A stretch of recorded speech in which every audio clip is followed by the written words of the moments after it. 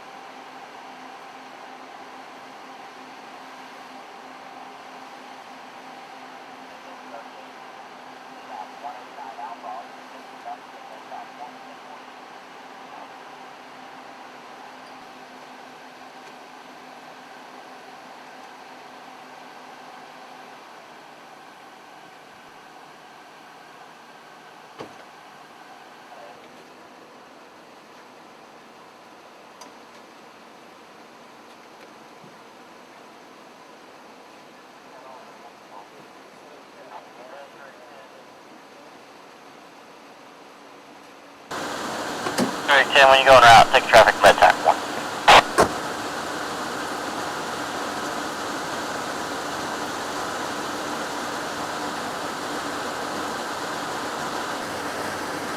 Alright, Med 1.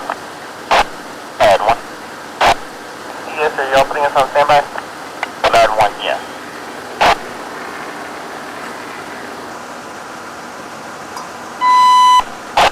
PHI Med 1, you can stand down. PHI Med 1, you can stand down. 1049.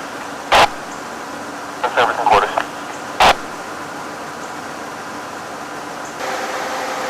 Second 91 out of service. Tanker 91 out of service.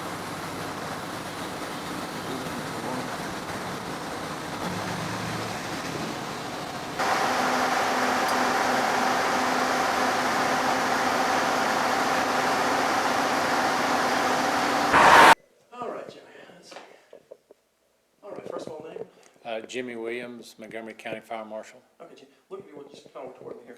Okay, tell me kind of give me a rundown of what happened, starting back in June with this case. This incident started in June with a attempted firebombing of a vehicle, did some minor damage to the vehicle. Initially, Sheriff's Department was called, and Fire Department and our office became involved in the investigation due to the explosive incident, and we continued the investigation from that point on. Okay, then what came off of that from there? The initial investigation led us to a home in the Woodlands. We then served a search warrant at that residence. We developed information that the bomb had been made there, or the device had been made there. Upon executing that search warrant, we did find materials that were consistent with the explosive device being made in the garage of the home. We also found convicted felons in possession of firearms and in possession of illegal drugs. Okay, now what type of, you picked up material at that point from them on which you thought was used to making the bomb? Some of the material we found there that were used in making the original device that was detonated under the vehicle was consistent with that, so we seized those materials. In addition, we made some arrests that day based on what was in plain view, the weapon in possession of a convicted felon, and so on. Okay, and from where you had, what, 2 people we arrested that day off that scene? That day we arrested 2 brothers, Ian and Skylar Rice. Skylar Rice was arrested for possession of a firearm by a convicted felon. Ian was arrested for possession of illegal narcotics. Okay, and what about the devices they had or the equipment? No more federal deal there? No more devices were found during the execution of the search warrant, just the components that were used to make the initial device. The investigation continued. Other persons were identified that were involved in the making of the possessing of the device. Those individuals were arrested last week on the federal charges stemming from conspiracy to manufacture and possess an explosive device. What did they say they had planned? Did they tell you anything why they had this plan, or what they were gonna do, or trying to do? Their intent was is to, this was a rival of theirs and a former associate, and their intent was to exact some sort of revenge upon him by placing this underneath his vehicle. You know, what type of, was it a gang type deal with these guys, or tied to the organization, or what? It just, apparently these are members of a group of people that are involved in widespread criminal activity of different types, most of it involving drugs and some weapons offenses. And what about law enforcement officers? How they were actually watching them or viewing them also? Well, during the course of the investigation, we learned that they had been attempting to access information, whether in public databases or things like that, about law enforcement officers, and also photographing officers' vehicles at local law enforcement locations. No idea what for, or they were explaining what they were trying to do? From the information that we got during the investigation, it was more of a counter-surveillance type operation where they were attempting to identify who the officers in the area are, you know, probably in support of their criminal activity. Was it just the officers, or were the families? Just the officers. They were attempting to identify, you know, maybe undercover vehicles and other vehicles that may belong to officers so that they could know more about who the officers were in the area. And again, we think that this was all designed to help them in their criminal activity. Okay, you got the two at the house, then the Walmart, how did that one come about? Walmart. We received information, one of the individuals, Douglas Harvey, had fled the area shortly after the execution of the search warrant. He learned that he was a target of the investigation. He fled the area. We received information he was returning to the area, and we asked law enforcement to help us in locating him, and DPS assisted us in locating him, and he was arrested on outstanding warrants at the Walmart on Highway 242. Okay, now how many, so we've got 5 total involved in this? Five persons total involved have been charged in federal court with the conspiracy and the possession and the manufacture of an explosive device. In addition, Ian and Skylar Rice have both been charged federally for being in possession of a firearm by a convicted felon. Okay, and they've passed quite a bit of record on the past too, on Yes, all of those. they both have criminal histories that involve drugs and weapons.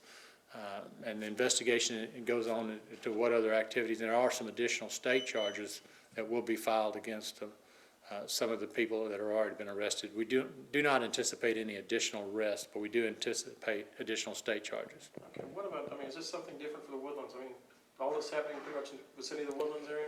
Well, it's not uncommon for this to happen throughout our area. I mean, this is not necessarily just one area. It just happened to be where these individuals were living. This is just a group of people. It could happen really in any area that they got together and furtherance of their own criminal activity. They were doing all of these different things in support of their, you know, basically the primary business appeared to be trafficking in drugs, street level narcotics. And what about drugs? How much did they recover in drugs that day at that scene? Mostly some marijuana and some different prescription medications that they should not have been in possession of. They have a history of dealing in cocaine and methamphetamine. Okay. And what about with the devices? Were there any danger of people around there with the house there? Obviously, any device any explosive device can be dangerous to people.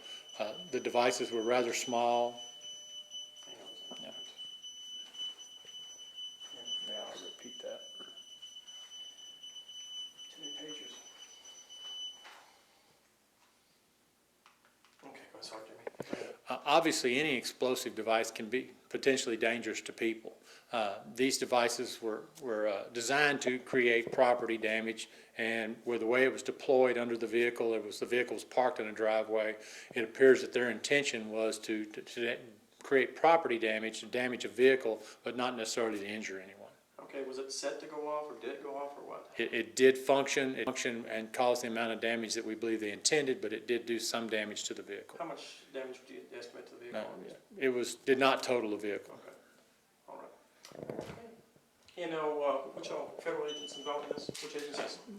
Bureau of Alcohol, Tobacco, and Firearms, Montgomery County Sheriff's Department, Montgomery County Fire Marshal's Office, and the Department of Public Safety assisted us in arresting some of the individuals that had left the area. Now, of all, I mean, y'all put quite a few hours in this yourself.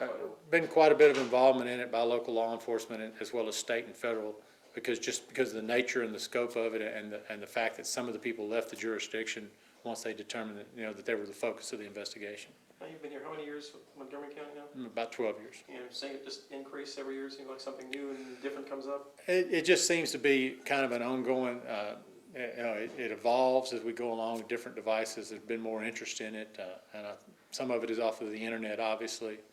That's where some of the information becomes available, and it's just not uncommon. This goes beyond what we would classify as juvenile experimentation. This is a different level of criminal activity. Obviously, something we take very seriously. You ever had anything like this in Montgomery County before? We've had similar things with homemade devices or improvised devices that have been set off, and we've had several cases involving these types of investigations. This is probably one of the ones that involved the largest number of people.